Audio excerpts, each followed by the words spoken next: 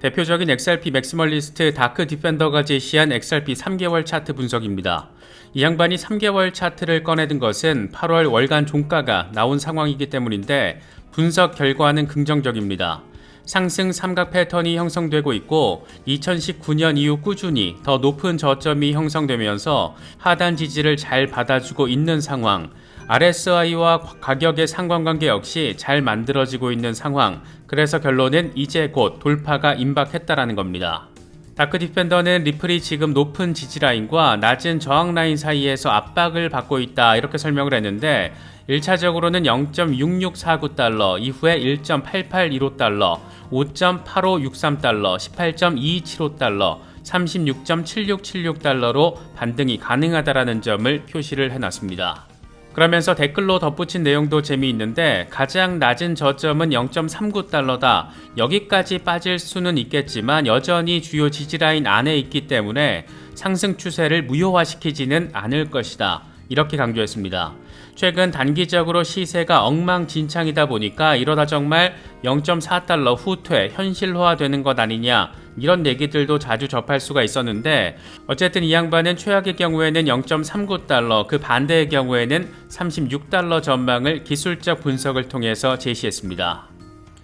이건 또 다른 분석가 크립토 인사이트가 정리한 내용입니다. 이건 1개월 월간 차트인데 XRP가 컵앤핸들 패턴을 형성한 것을 확인할 수가 있습니다. 이 양반은 XRP가 핸들을 돌파할 것으로 보이고 파란색으로 표시된 하강 대각선, 다시 말해서 핸들의 지지까지 잘 받게 될 경우 가격이 크게 상승할 것을 예상할 수 있다. 이 패턴의 기술적인 목표는 34달러다. 얼추 후 다크 디펜더와 비슷한 가격 전망을 제시했습니다. 지금 현재 0.5달러에 간당간당 걸쳐있는 그런 시세를 고려해보면 너무 비현실적인 가격이 아닌가 싶기도 한데 아무튼 기술적으로는 가능하다라는 얘기를 지금 하고 있는 겁니다. XRP 시세 전망 가운데 가장 극단적인 가격 전망은 뭐니뭐니 해도 $10,000 시나리오가 아닐까 싶습니다. 이건 XRP의 인생을 건 남자 잭 더 리플러가 올린 건데 XRP가 은행에서 채택되고 정부 채권과 기업 채권, 나아가서 상품 시장과 파생 상품 시장까지 완전히 먹어버렸을 때 그때 XRP가 한 개에 11,360달러에 도달할 것이다. 이런 내용 지금 설명을 하고 있습니다. 다소 황당하게 들릴 수 있는 내용인데 그러면서 마지막 문장으로 XRP는 $10,000로 디자인됐다. 이렇게 설명을 하고 있습니다. 이건 해외 마이너 미디어인 크립토 뉴스가 올린 기사인데 XRP $10,000 시나리오 단순한 꿈 그 이상일까 이렇게 제목을 뽑았습니다. 다소 선정적으로 느껴지는 제목이긴 한데 괜히 내용이 궁금해지는 것은 또 기분 탓만은 아닌 것 같습니다. 내용은 이렇습니다. XRP는 중앙은행 CBDC의 가교 역할을 하도록 설계가 됐고 그래서 미래 금융 생태계에서 그 역할이 매우 중요해졌다. 공급량이 제한되어 있기 때문에 낮은 가격으로 글로벌 거래를 처리하기가 충분하지 않고 그래서 $10,000 넘는 가격 예측이 주목받고 있다. XRP $10,000 돌파 시나리오는 단순한 추측이 아니다. 이렇게 강조했습니다. 그러면서 현재 XRP는 1,000억 개가 존재한다. 많은 것처럼 보일 수도 있지만 CBDC와 관련된 글로벌 거래 가교 역할을 한다는 것을 잊지 말아야 한다. XRP $10,000 시나리오에서 개당 $10 수준의 가격대는 거래량을 처리하는 데 필요한 유동성을 제공하기에 크게 부족하다. 그래서 $10,000 이상의 가격이 형성돼야 글로벌 디지털 금융 시스템에 대한 필요한 유동성을 제공할 수 있다. 다시 말해서 XRP $10,000 주장은 허공에서 나온 뜬구름 잡는 소리가 아니라 근본적인 목적을 밑바탕에 깔고 있는 것이다. 그래서 XRP에 열광하는 사람이든 회의적인 사람이든 한 가지 분명한 것은 $10,000 이상의 시나리오를 완전히 무시하는 것은 성급한 결정일 수 있다는 것이다. 이렇게 강조해놨습니다. 그럴싸하긴 한데 0.5달러 수준의 지금 가격을 보이고 있는 XRP가 진짜 $10,000에 도달할 수 있을까? 어느 정도 회의적으로 느껴지는 부분도 자리하고 있습니다. 리플 $10,000 설계를 처음으로 공개적으로 주장한 인물은 마크 필립스입니다.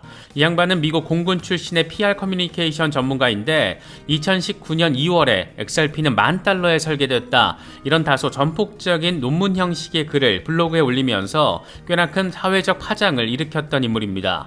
그는 XRP는 애초부터 전 세계 모든 시장에서 기관과 소매 금융 시스템을 대체하도록 설계가 됐다. 이렇게 무시무시한 내용을 아무렇지 않게 밝히기도 했습니다. 그러면서 XRP는 세계 인구 75억 명이 수용할 수 있도록 확장 가능해야 한다. 이 같은 리플랩스의 공동 창업자 아서 브리토의 멘트를 인용하기도 했는데 이걸 근거로 XRP $10,000 설계 근거를 하나하나 주장을 했습니다. 이 논문을 통해서 이 양반이 증명하려고 한 것은 XRP가 전 세계 인구 75억 명이 수용하는 상황, 그러니까 전 세계 모든 시장의 가치를 XRP가 흡수할 수 있느냐 여부입니다. 2019년 당시 전 세계 모든 시장의 가치를 합한 총액이 1,100조 달러였다라고 하는데 이걸 XRP 전체 발행량인 1,000억 개로 나누면 얼추 개당 11,000달러라는 가격이 나오게 됩니다. 우리 돈으로 따지면 현재 환율로 1,300만 원 정도 이런 거액의 시세가 형성이 됩니다. 이건 논문의 결론에 해당하고 이걸 증명하기 위해서 이 양반은 리플 XRP가 가진 송금 혁신이 어느 정도 강력한 장점이 있는지를 설명했습니다. 사실 이 부분은 우리가 이미 여러 번 영상으로 짚어봤기 때문에 대체로 잘 알고 있는 내용들입니다. 리플 XRP는 스위프트 같은 기존 시스템보다 훨씬 빠르고 훨씬 저렴하고 안정적인 결제를 가능하게 한다. 2019년 기준으로 리플 에스크로 계정에서 XRP 발행량의 55%가 잠겨 있는데 이건 디플레이션 역할을 하면서 가격을 높일 수가 있다.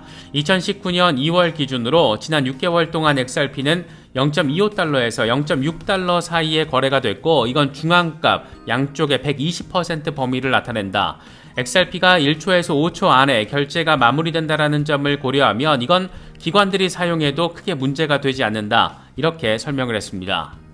이 양반은 그러면서 꽤 재미있는 분석을 제시했는데 당시 스위프트를 통한 국경 간 송금의 1일 거래 규모가 5조 달러였기 때문에 에스크로 물량으로 잠긴 XRP를 제외한 450억 XRP를 사용할 경우 이 모든 스위프트를 XRP가 담당할 경우 XRP 한 개당 가격은 111달러에 해당한다라는 계산을 도출합니다.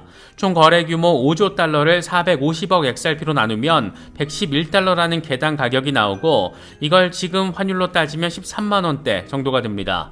XRP가 못 가도 100원 갈 것이다. 많이 가면 $10,000 갈 것이다. 이런 얘기는 이 같은 마크 필립스의 분석에 기인하고 있는 것으로 바라볼 수가 있습니다.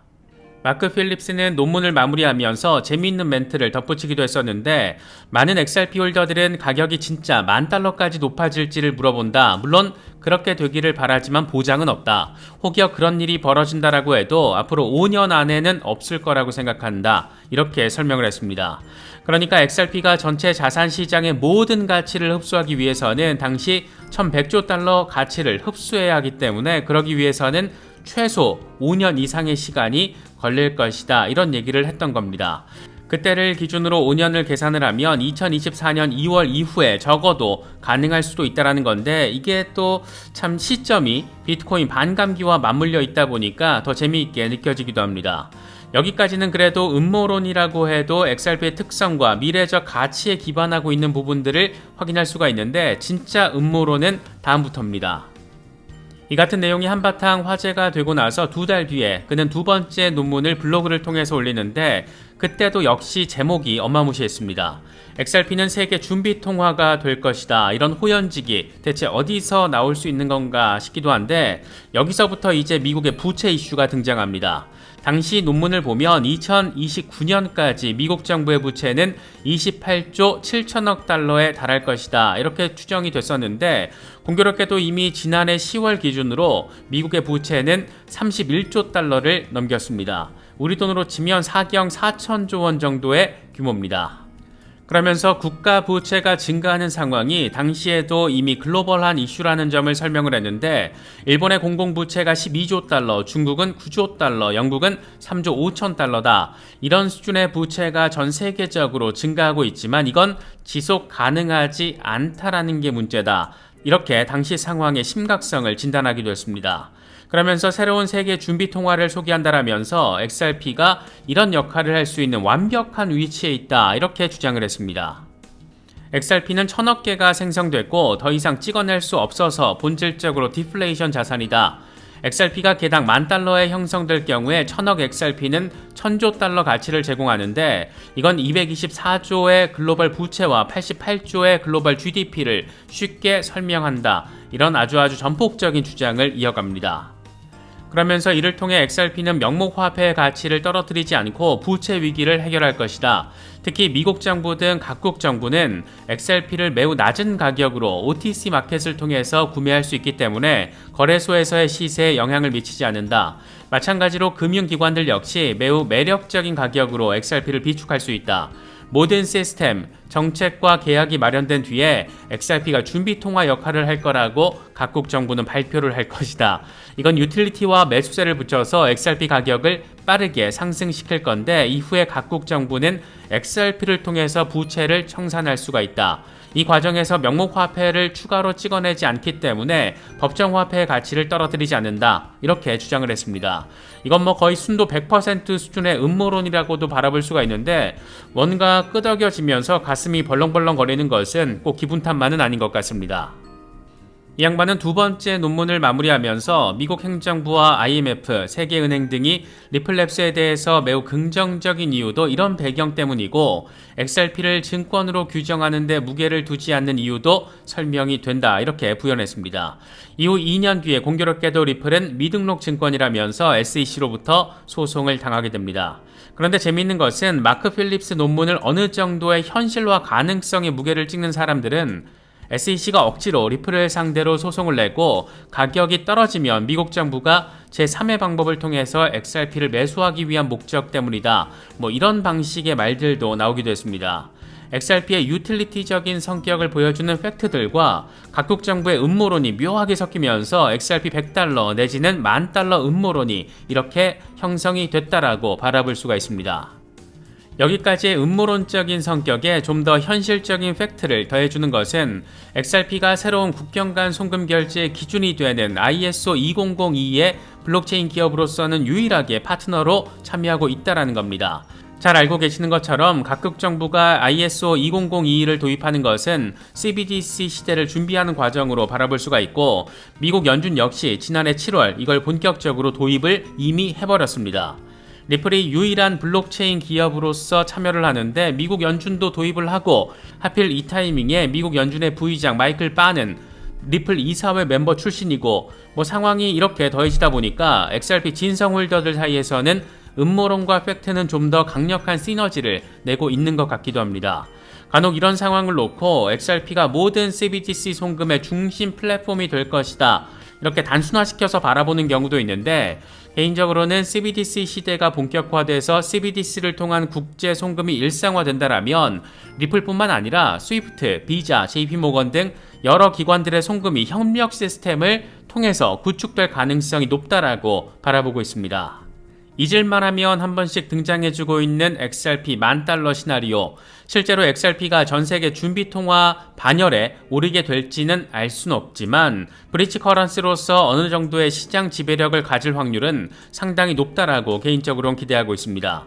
특히 소송이 잘 마무리가 되면 IPO 이슈가 대기 중이고 미국을 제외하고 중동, 북아프리카, 아시아, 유럽 등지에서는 이미 XRP에 대한 채택 꽤나 활발하게 이루어지고 있습니다. 물론 우리 같은 투자자들에게 어려운 지점은 이런 유틸리티적인 훌륭한 기능성이 과연 언제쯤 시세에 반영되느냐인데 이게 참 어렵습니다. CBDC 시대가 본격화되기 위해서는 적어도 10년 정도의 시간이 필요할 것으로 보이고 리플 소송이 적절히 마무리되기 위해서는 최소 1년 정도의 시간이 더 걸릴 가능성이 지금으로서는 꽤 높아 보입니다. 그래서 리플 XRP는 크립토 종목들 가운데 끝판왕이 될 것이다. 이런 말이 나오는 것이기도 하고 그래서 투자하기 참 어려운 종목이기도 합니다. 국내에서 워낙 인기 있는 종목이다 보니까 많은 분들 투자하고 있긴 하지만 적어도 단기간에 XRP를 통해서 인생 역전을 해보겠다. 이런 건 좀 어렵지 않나, 단기적으로는 불가능하지 않나 생각되기도 합니다. 그래서 장기 투자 성격이 매우 강한 종목이라는 점 참고하시면서 투자 대응도 잘 하실 수 있으면 좋겠습니다. 이번에 준비한 영상은 여기까지입니다. 시청해주셔서 감사합니다. 지금까지 크립토 노마디였습니다.